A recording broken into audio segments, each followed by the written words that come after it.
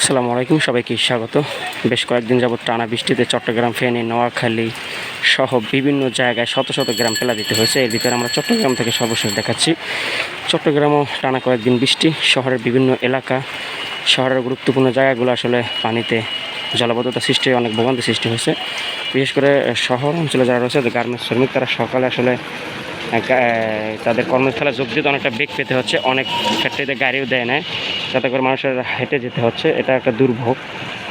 সর্বশেষ অবস্থা অনুযায়ী বোঝা যাচ্ছে যে আসলে এই বৃষ্টি যদি টানা আরও কয়েকদিন থাকে, তাহলে দেশের আরও বিভিন্ন জায়গায় প্লাবিত হওয়ার সম্ভাবনা রয়েছে।